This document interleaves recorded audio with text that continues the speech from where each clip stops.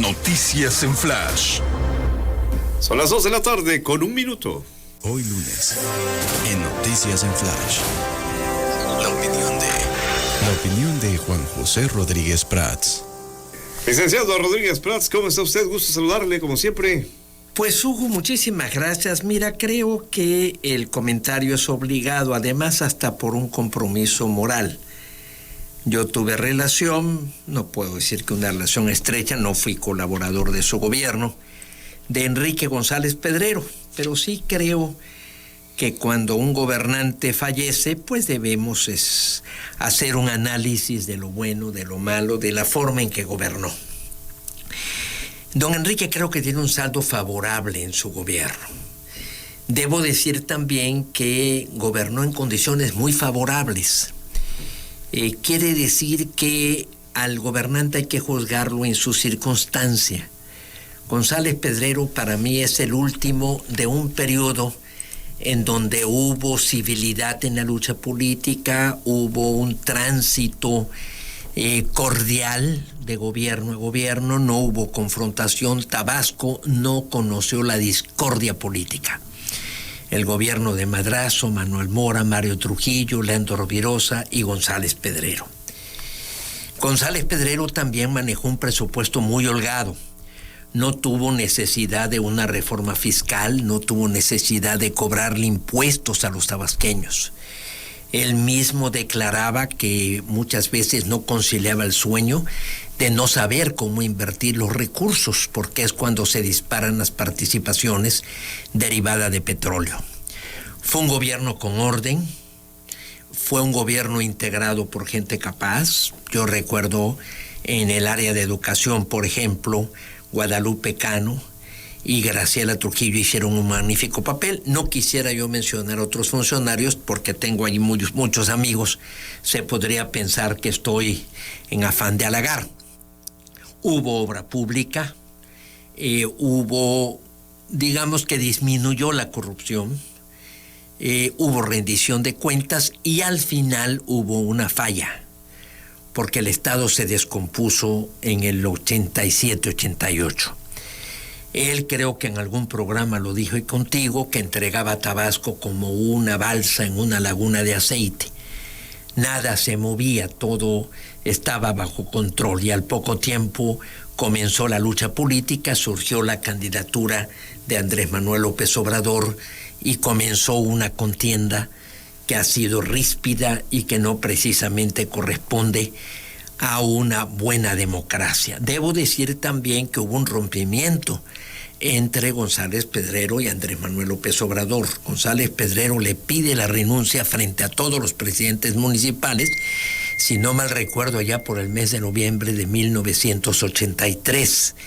Después se reconciliaron y después González Pedrero formó parte como senador, lo impulsó Andrés Manuel y siempre le guardó deferencias. O sea, ahí sí Andrés Manuel superó, digamos, su resentimiento que le pudiera guardar por haberle perdido la renuncia. Pero Andrés Manuel, como presidente del PRI, se enfrenta a los presidentes municipales y los presidentes municipales conforman un grupo que le exige, le pide a González Pedrero la renuncia de Andrés Manuel. Y él se decanta por los alcaldes, por lo que nos dice. Sí, y de ahí González Pedrero lo designa oficial mayor, cargo que prácticamente rechaza Andrés Manuel y se va a México. Pero sí hubo un rompimiento, porque ahora se habla de una relación muy cordial. No, sí hubo un rompimiento fuerte. Entonces podemos decir que como gobernante cumplió. Como intelectual me parece que hay muchas cosas muy rescatables. Yo diría que es una obra muy prolífera. Escribe una biografía muy voluminosa, muy acuciosa sobre Antonio López de Santana y pone abajo del nombre una frase que me parece que es muy oportuna, porque dice el México de un solo hombre. O sea, Antonio López de Santana buscaba concentrar el poder. Es un personaje muy polémico. Muy polémico. Yo creo que muy pocos, a lo mejor sí hay quien lo reconozca, lo aplauda, lo alabe, ¿no? Mira, hay varias biografías. Hay una biografía no muy buena, más bien un ensayo literario de Agustín Yáñez, y hay una muy buena, que aparece casi al mismo tiempo que con la de González Pedrero, y hay mucha gente que la prefiere. Una obra de Enrique Serna que se llama Santana el seductor de la patria. Es una novela muy buena. ¿Y González Pedrero dónde sitúa a López de Santana? No, lo critica muy fuerte, lo critica como un hombre frívolo, como un hombre que ejerció mal el poder, pero la crítica central es por concentrar el poder. Por eso le pone como subtítulo a su libro, El México de un solo hombre. Escribe muchas obras. Mira, escribe una obra que yo disfruté mucho que se llama La cuerda floja, porque en política eso significa caminas en la cuerda floja. O sea, siempre estás con el riesgo de caer en un lado o en el otro. Siempre estás teniendo que tomar decisiones sin tener todos los elementos, toda la información, y con riesgos de que tus decisiones, con todo y que pueden aparecer positivas, tengan efectos negativos. Tiene también un libro sobre Tabasco que se llama La democracia de carne y hueso, que fue el proceso que él hizo dentro del PRI para elegir candidatos a presidentes de municipales. Las voces de la naturaleza, que lo escribió junto con Julieta Campos. Tiene un libro sobre la autonomía de la universidad, tiene otro libro que se llama El gran viraje, y para mí un libro muy bueno que tiene una gran actualidad, La riqueza de la pobreza. Este libro yo recomendaría su lectura porque él dice que México en su pobreza tiene una gran oportunidad porque no tiene por qué inclinarse hacia cualquiera de los dos bandos cuando era la Guerra Fría. O sea, puede elegir la forma de desarrollarse. Esta es la ventaja de su pobreza. Y yo creo que México está en esa oportunidad hoy que surge de nuevo, ahora ya no la Unión Soviética contra Estados Unidos, sino China y Estados Unidos, de poder optar por el mejor camino para consolidar su desarrollo ya en un mundo globalizado e inserto en el Tratado de Libre Comercio. Entonces a mí se me hace que esta obra hay que repasarla. También ahí Julieta Campos escribe un libro que me parece importante, lo menciono porque fue su esposa, su compañera, ella era poetisa, pero escribe un libro ¿Qué hacer con los pobres? Es un repaso de la política social, de cómo combatir, cómo disminuir la pobreza. Un libro que también tiene gran actualidad. Y una tercera reflexión, después de analizar a González Pedrero como gobernante, a González Pedrero como intelectual, como escritor, ¿cuál es su legado más importante?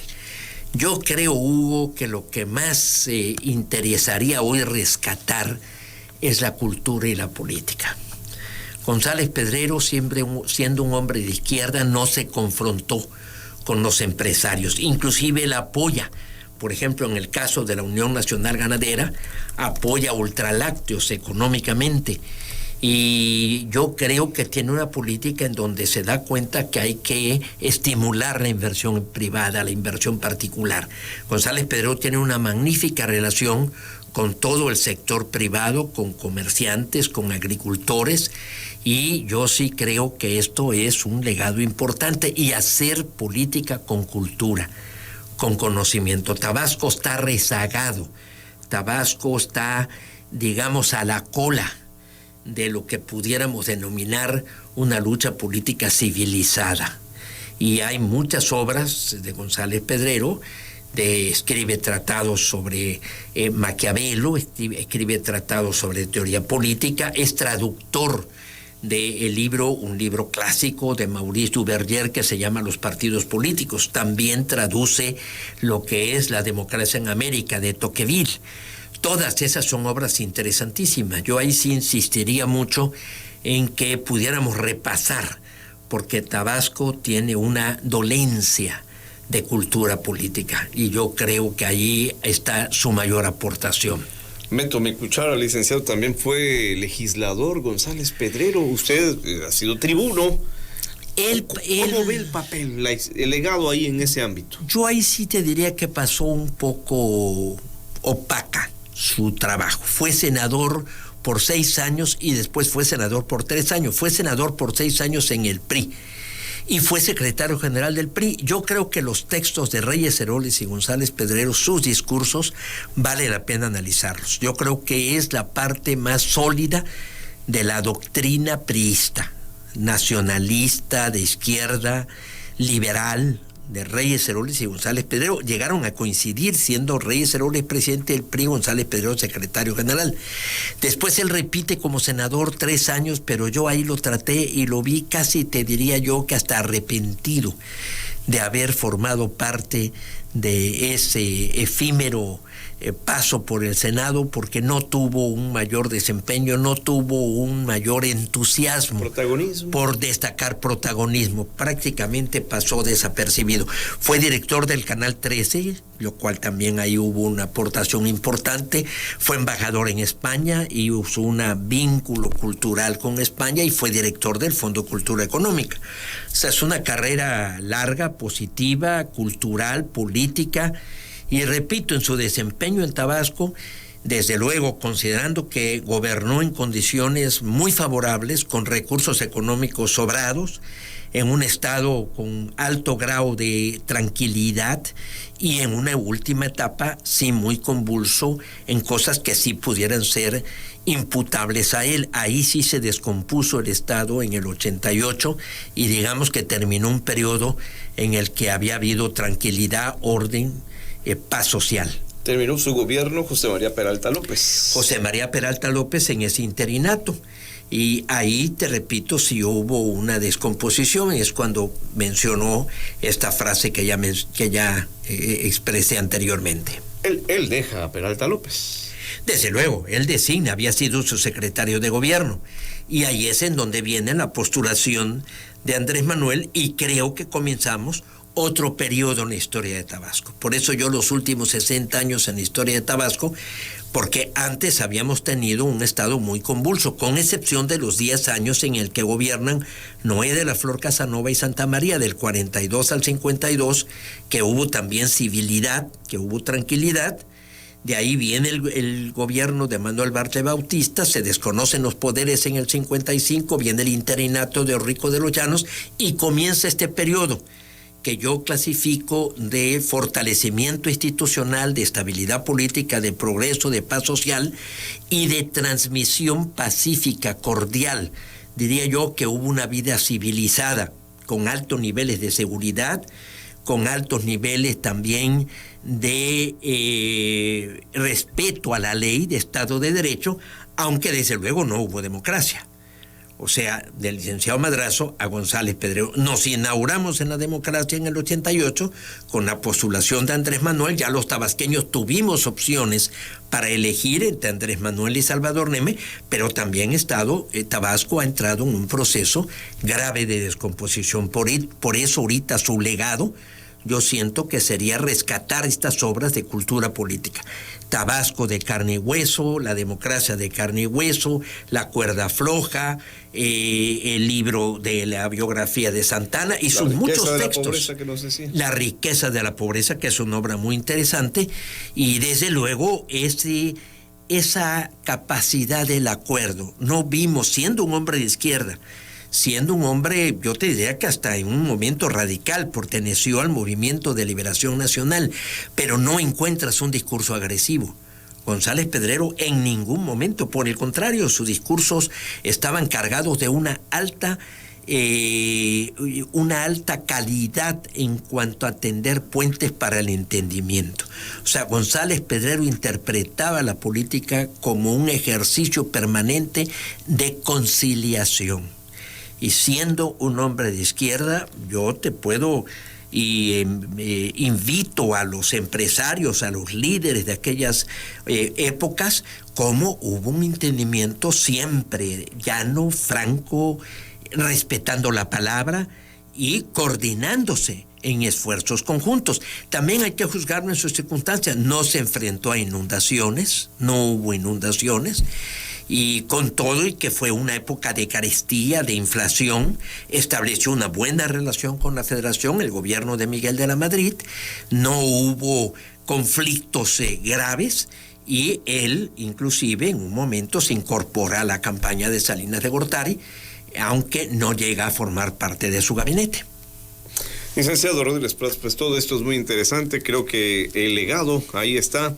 Y pues sí, quienes tengan la oportunidad de consultar estas obras, pues hacerlo. Son temas actuales que usted nos dice. Así es, mi querido Hugo. Yo no quiero que tú vayas a pensar que yo solamente vengo a hablar de política, de los hechos y acontecimientos del día, sino que también me refiero a las cuestiones históricas y sobre todo referirse a un gobernante que vale la pena que hagamos este brevísimo ejercicio, porque fue un ejercicio muy efímero, digamos, para lo que requeriría en el análisis de su gobierno.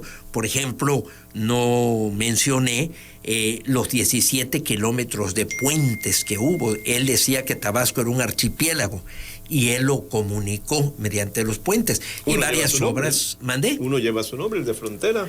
Bueno, y varias cosas más, por ejemplo, en el aspecto cultura, en el aspecto de educación, lo que te decía yo de Guadalupe Cano, de Graciela Trujillo, fue un esfuerzo muy importante en materia de educación.